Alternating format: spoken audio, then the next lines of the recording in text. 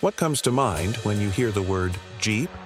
Is it the rugged, doorless, go-anywhere vehicle tackling impossible terrain? Or maybe it's the sleek, modern SUV cruising through city streets? For over 80 years, Jeep has been more than just a brand. It's a symbol of freedom, adventure, and unapologetic capability. But how did this American legend come to be? How did it evolve from a battlefield hero to a global automotive icon?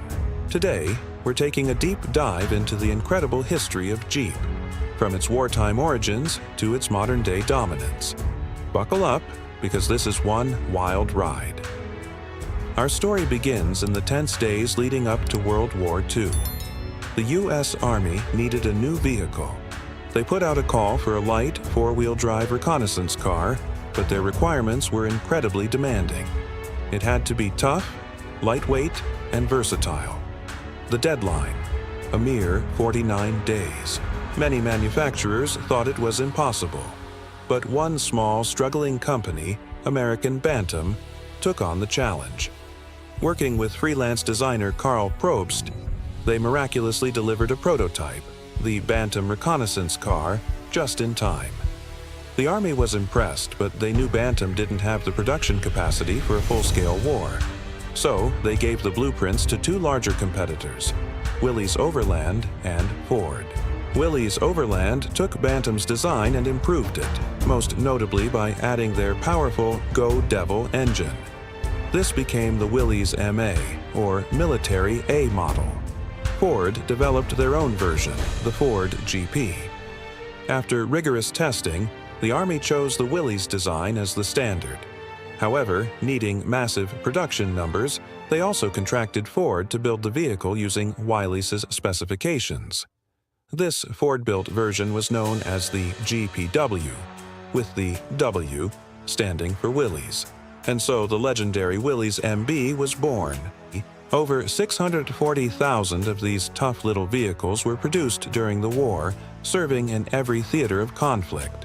Soldiers loved them for their reliability and ability to go anywhere. They nicknamed it the Jeep, though the exact origin of the name is still debated. Some say it came from slurring the letters GP, while others credit a popular cartoon character named Eugene the Jeep. Whatever its origin, the name stuck. When the war ended, Willys Overland saw an opportunity. They knew the vehicle's rugged charm had a place in civilian life. In 1945, they introduced the CJ2A, the first ever civilian Jeep. Marketed as the all-around farm workhorse, it could do the work of two draft horses. It had a tailgate, a side-mounted spare tire, and larger headlights than its military predecessor. The CJ series became an instant hit with farmers, ranchers, and anyone who needed a tough, no-nonsense vehicle. This marked Jeep's successful transition from the battlefield to the back roads of America. The legend was no longer just for soldiers, it was for everyone. Throughout the 1950s and 60s, Jeep continued to innovate. The CJ3B was introduced with a taller hood to accommodate the more powerful Hurricane engine. Then, in 1955, came the iconic CJ5, a model so beloved it would remain in production for an incredible 30 years. It was slightly larger and more refined than its predecessors, offering more comfort and power. But Jeep wasn't just about the CJs. In 1963, they introduced the Jeep Wagoneer. This was a revolutionary vehicle. It combined the four-wheel drive capability of a utility vehicle with the comfort, styling, and options of a passenger car. The Wagoneer is widely considered the very first luxury SUV, pioneering a market segment that would eventually dominate the automotive world. It offered features unheard of in a 4x4 at the time, like an automatic transmission and independent front suspension. The 1970s brought more significant changes. American Motors Corporation, or AMC, purchased Jeep in 1970 and injected new life and resources into the brand. This decade saw the introduction of the first-ever full-time four-wheel drive system, called Quadra-Trac, which was a game-changer for off-road convenience. In 1974, the Cherokee, SJ, was born. Initially a two-door version of the Wagoneer, it was marketed towards a younger, more adventurous buyer. And of course, we can't forget the CJ7, introduced in 1976. It featured a slightly longer wheelbase than the CJ5, allowing for an automatic transmission and offering a more stable ride.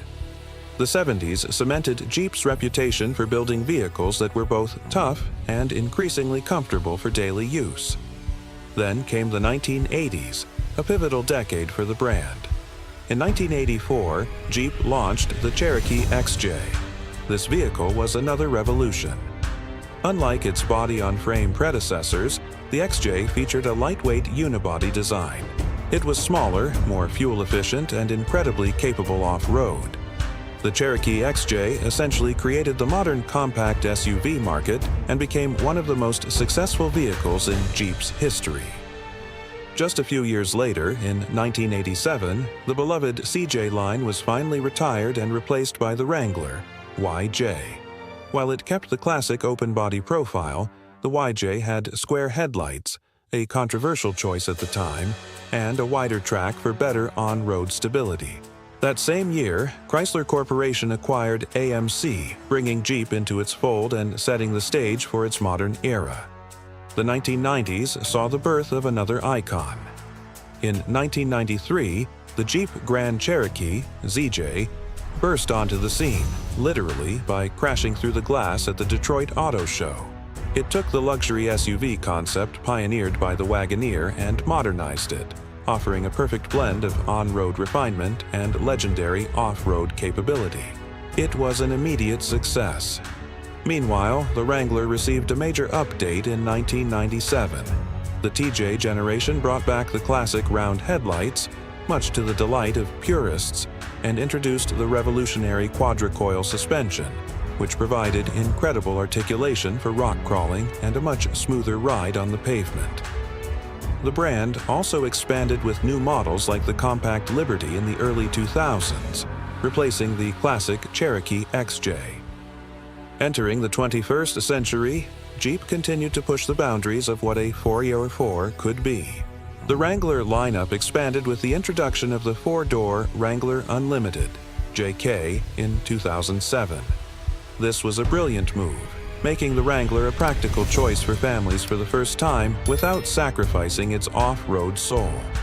The Grand Cherokee continued to evolve, becoming more luxurious and technologically advanced with each generation, solidifying its place as a premium SUV. Jeep also experimented with different segments, introducing vehicles like the Compass and Patriot, and later the subcompact Renegade, bringing the brand's adventurous spirit to a wider audience. In 2018, the Wrangler was redesigned again with the JL model, which was more refined, fuel-efficient, and packed with modern tech, while being even more capable off-road than ever before. And that brings us to today. Under the Stellantis umbrella, Jeep is a global powerhouse. The brand has electrified its lineup with the Wrangler 4C and Grand Cherokee 4X plug-in hybrids, proving that adventure can be sustainable. They've revived legendary nameplates like the Wagoneer and Grand Wagoneer, pushing the brand into the ultra-premium luxury space. And they finally answered the call of fans by reintroducing a pickup truck, the incredibly capable Gladiator. From a simple military prototype born out of necessity to a diverse global lineup of vehicles, Jeep's journey has been nothing short of extraordinary. It has stayed true to its core identity of freedom, adventure, and capability, while constantly adapting and innovating for the modern world. It's a testament to a timeless design and an unshakable spirit. Thank you so much for joining us on this journey through Jeep's incredible history. What's your favorite Jeep model of all time? Let us know in the comments below. And if you enjoyed this video, don't forget to give it a thumbs up, subscribe to the channel, and hit that notification bell so you don't miss our next adventure. Until next time.